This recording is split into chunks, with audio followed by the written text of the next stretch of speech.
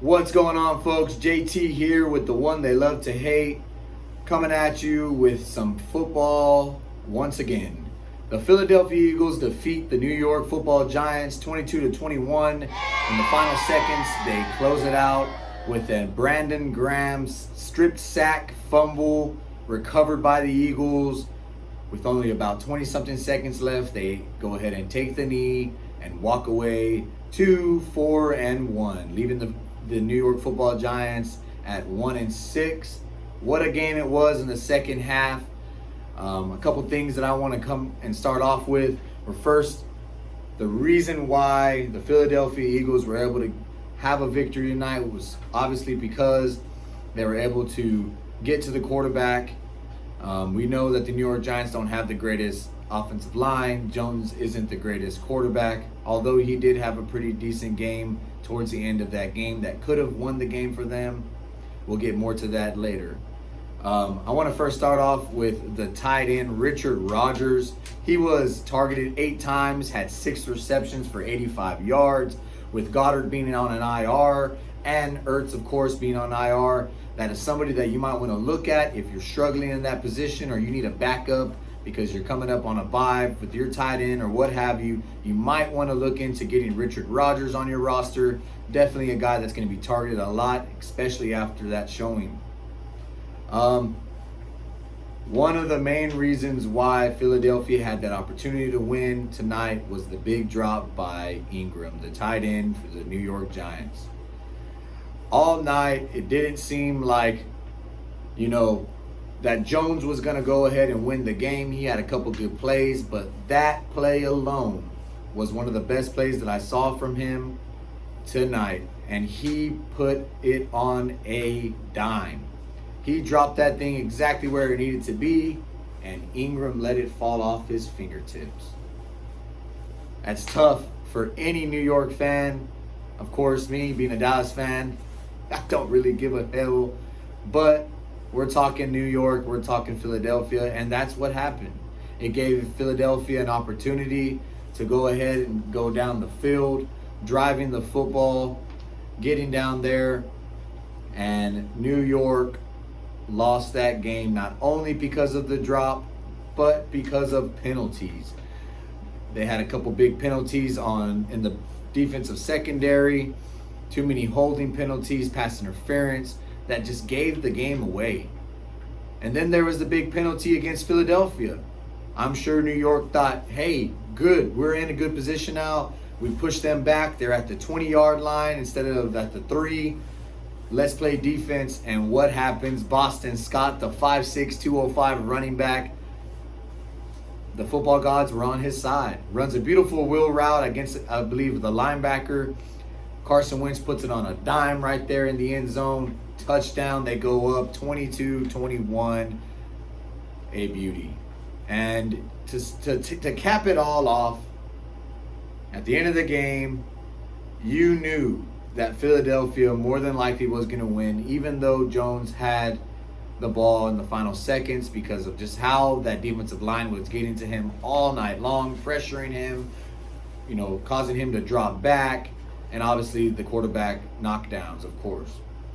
Jones did not look like he felt any pressure whatsoever when Brandon Graham came and stripped the ball, causing him to fumble with the final seconds left in the game. Philadelphia wins.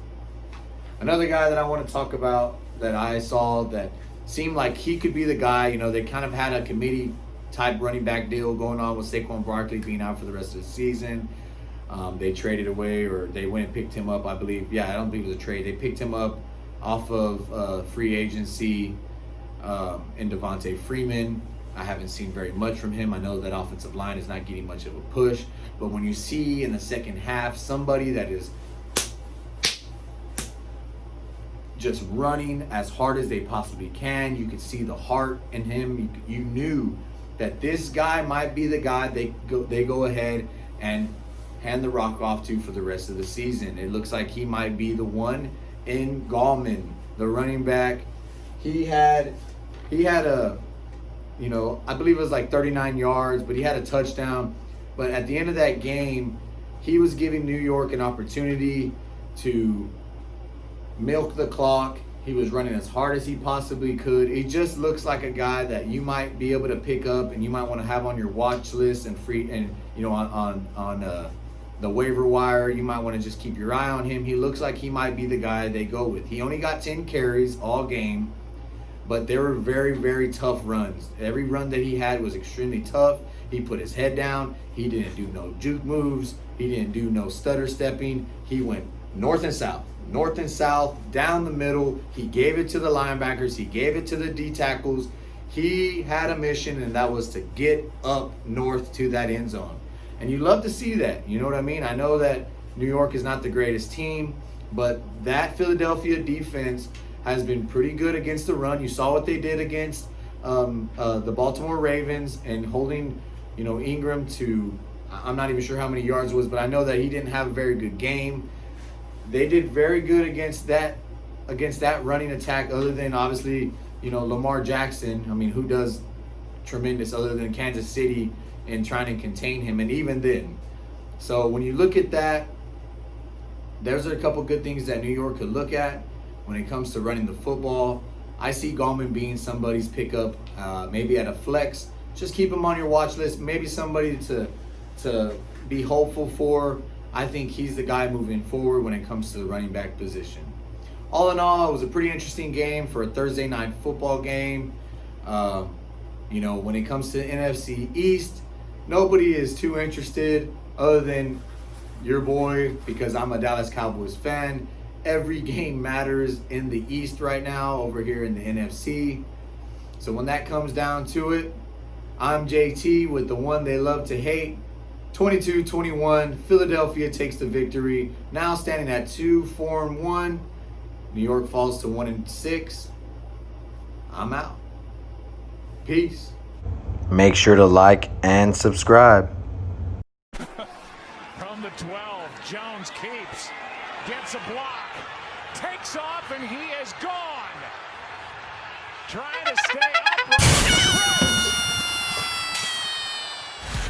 Absolutely all alone, and he trips. Going to the end zone and ends up carrying it as it is for 80. But a walk-in touchdown, and he tripped himself. He's reading Brandon Graham out there, and then he takes it, and once he does and pulls it, there's just nobody left. Even Evan Ingram is out there blocking, and this is the only way he doesn't score.